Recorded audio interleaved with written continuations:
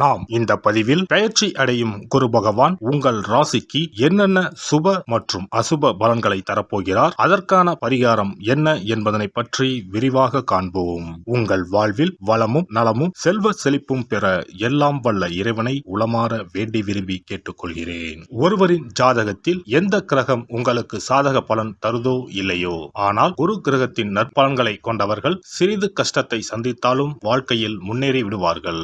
நவ கிரகங்களில் குரு பகவான் மங்கள கிரகமாக விளங்கி வருகிறார். ஜோதிட சாஸ்திரத்தில் குரு பகவானுக்கு தேவர்களின் குரு என்ற அந்தஸ்தும் வழங்கப்பட்டுள்ளது.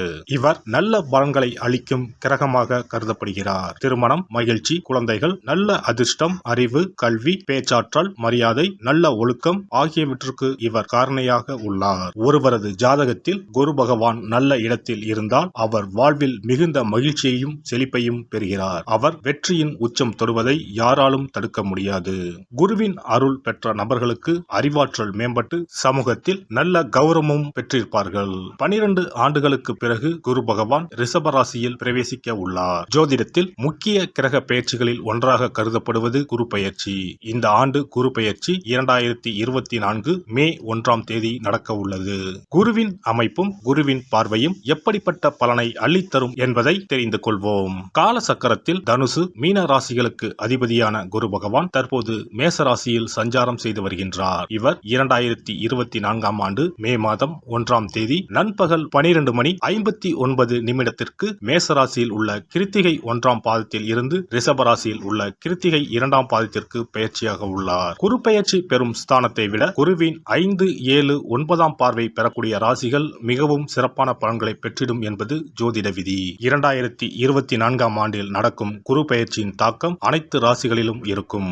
எனினும் சில ராசிகளுக்கு குருவின் இந்த மாற்றம் பலவித நற்பலன்களை அளித்தரும். இவர்கள் எடுத்த காரியங்கள் அனைத்திலும் வெற்றி பெறுவார்கள். நீண்ட நாட்களாக நடக்காமல் இருந்த பல விஷயங்கள் குரு பெயர்ச்சிக்கு பிறகு வெற்றிகரமாக நடந்து முடியும். இவர்களுக்கு அதிர்ஷ்டத்தின் ஆதரவு முழுமையாக இருக்கும்.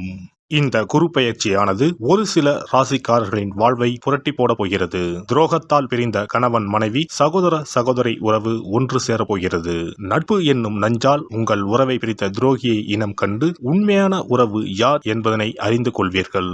நஷ்டம் மட்டுமே பார்த்த வியாபாரிகள் திடீர் லாபத்தை அடைய உள்ளீர்கள். திடீர் லாட்டரி அடித்தது போல லாபம் இரட்டிப்பாகும். சனி பார்வையினால் ஏற்படும் காம சிந்தனைகள் இந்த குரு பெயர்ச்சியினால் சரியாகும்.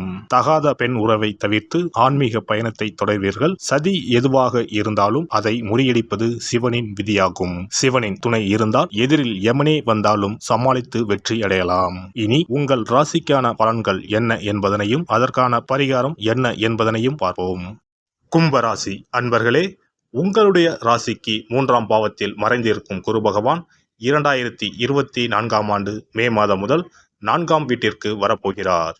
உங்களுடைய ராசிக்கு 4ஆம் வீட்டிற்கு வரும் குரு பகவான் 8, 10, 12 ஆகிய ஸ்தானங்களை பார்க்கிறார்.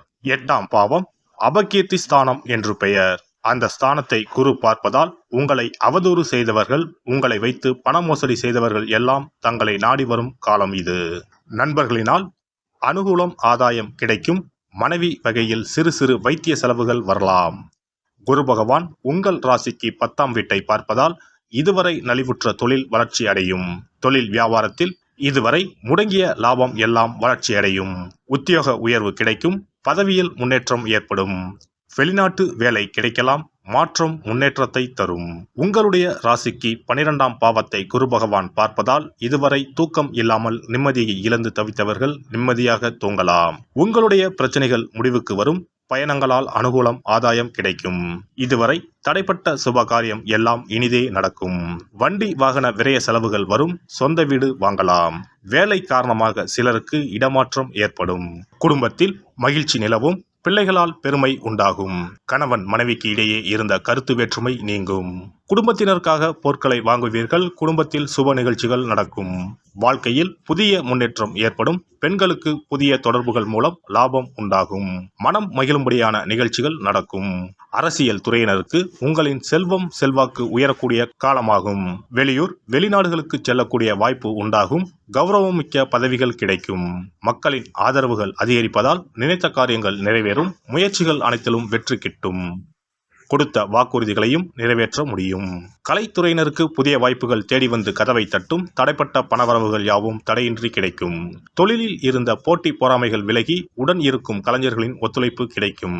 நீங்கள் நடித்து வெளிவந்த படங்களும் வெற்றி அடைவதால் ரசிகர்களின் ஆதரவு அமோகமாக இருக்கும். வெளிநாடுகளுக்கு செல்லக்கூடிய வாய்ப்பு அமையும். மாணவர்களுக்கு கல்வியில் முன்னேற்றம் காணப்படும். பாடங்கள் படிப்பது பற்றிய கவலை நீங்கும். புதிய நட்பால் மகிழ்ச்சி அடைவீர்கள். அவிட்டம் நட்சத்திரம். இந்த குரு பெயர்ச்சியால் தாய்மாமனிடம் கருத்து மோதல்கள் ஏற்படுவதற்கு வாய்ப்புகள் இருப்பதால் விட்டு கொடுத்து செல்வது நல்லது. உத்தியோகத்தில் இருப்பவர்கள் அதிகமான உழைப்பினை கொடுக்க வேண்டி வரலாம். வேலையில் கவனமுடன் செல்வது நல்லது. சதயம் நட்சத்திரம். இந்த குரு பெயர்ச்சியால் எல்லா நன்மைகளையும் தடையின்றி அடைவீர்கள். மாணவர்கள் கல்வியில் முன்னேற்றம் காண்பார்கள். இதுவரை தொந்தரவு கொடுத்து வந்த நோய் விலகும். அதனால் ஏற்பட்ட மனபாரம் குறையும். வரக்கூடிய உபரி வருவாயால் கடன் அடைபடும். தொழில் அதிபர்களுக்கு எதிர்பார்த்தபடி வரவுகள் வந்து சேரும். பூராட்டாதி நட்சத்திரம். இந்த குரு பெயர்ச்சியால் புதிய ஒப்பந்தங்கள் கை கொடுக்கும். தொழிலதிபர்கள் பங்குதாரர்களிடம் எச்சரிக்கையாக இருக்க வேண்டும். கணவன் மனைவி ஒற்றுமை சுமூகமாக இருக்கும். மனைவி வழியில் வரவேண்டிய சொத்துக்கள் கிடைக்கும். வியாபாரிகள் எந்த கொள்முதலையும் தயக்கமின்றி செய்யலாம். வியாபாரம் பெருகும். போட்டியாளர்கள் விலகிச் செல்வார்கள். பிரதோஷ காலங்களில் நந்தி தேவரையும் சிவனையும் வணங்கி சனி பகவானுக்கு நல்லெண்ணெய் தீபம் ஏற்றி வழிபடுவது துன்பங்களை போக்கும். மதிப்பும் மரியாதையும் அதிகரிக்கும்.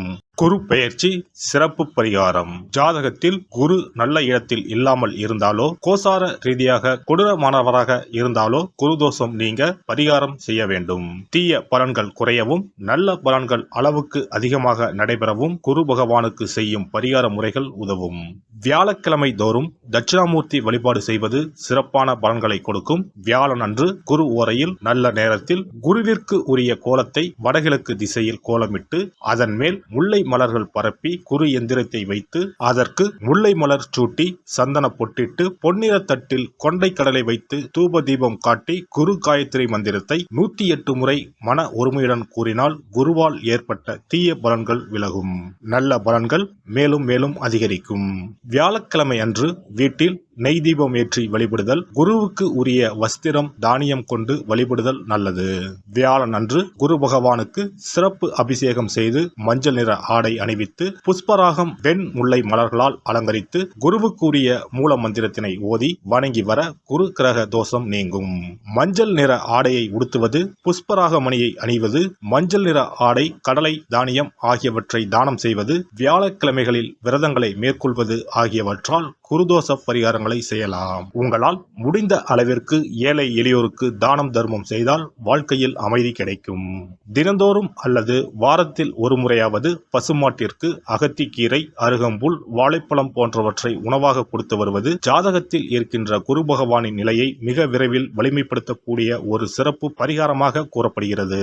ஜாதகத்தில் குரு வலிமை இழந்திருக்கும் நிலையில் வியாழக்கிழமைகளில் அவருக்கு உரிய மஞ்சள் நிறத்தில் இருக்கும் லட்டுகளை வாங்கி தட்சிணாமூர்த்திக்கு நைவேத்தியம் செய்து கோவிலுக்கு வரும் பக்தர்களுக்கு வழங்குவதும் மங்களகரமான மஞ்சள் நிற பொருட்களை பிறருக்கு தானம் கொடுப்பதும் சிறந்த பரிகாரங்களாகும். குரு பகவானின் பரிபூர்ணமான அருள் கிடைக்க கோவில்களில் நடைபெறும் யாக பூஜைகளுக்கு தேவையான பொருட்களை வாங்கி தரலாம். ஒரு முறையாவது ஆலங்குடி சென்று குரு பகவானை வழிபாடு செய்து வாருங்கள். அல்லது தஞ்சாவூர் அருகே இருக்கக்கூடிய திட்டைக்கு சென்று ராஜகுருவாக இருக்கும் குரு பகவானை வணங்கினால் மலையளவு இருக்கக்கூடிய கஷ்டங்கள் கூட கடுகளவு குறையும். குலதெய்வ வழிபாடு நன்மை பயக்கும். முடிந்தால் மாதம் ஒரு முறை குலதெய்வ கோவிலுக்கு சென்று வழிபட்டு வருவது நல்லது. ஒரு முறை திருச்செந்தூர் சென்று முருகப்பெருமானை வழிபட்டு வந்தால் இந்த குரு பெயர்ச்சி சிறப்பான பலன்களை தரும். உங்களின் வாழ்க்கையில் பொருள் ஈட்டும் முயற்சிகள் அனைத்தையும் வியாழக்கிழமைகளில் தொடங்குவதும் நல்ல பலனை கொடுக்கும்.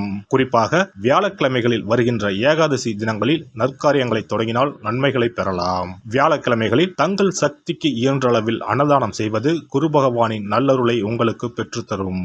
அன்னதானம் செய்வதன் காரணமாக உங்கள் ஜாதகத்தில் இருக்கின்ற குரு கிரக தோஷங்கள் நீங்கி குரு கிரகத்தை பலப்படுத்தி உங்கள் வாழ்க்கையில் நீங்கள் விரும்பிய பலன்கள் தங்க தடையில்லாமல் கிடைக்கச் செய்யும். எல்லாம் வல்ல இறையருளால் நீங்களும் உங்கள் அன்பு குடும்பமும் உடல் நலம், நீலாயுள், நிறை செல்வம், உயர் புகழ், மெய்ஞானம் ஓங்கி வாழ்க வளமுடன். இந்த வீடியோ பதிவு உங்களுக்கு பிடித்திருந்தால் லைக் பண்ணுங்க, கமெண்ட் பண்ணுங்க, ஷேர் பண்ணுங்க, மறக்காம சப்ஸ்கிரைப் பண்ணுங்க, பக்கத்துல இருக்கிற பெல் பட்டனை கிளிக் பண்ணுங்க. நன்றி, வணக்கம். ஓம் நமச்சிவாய. சிவாய நம.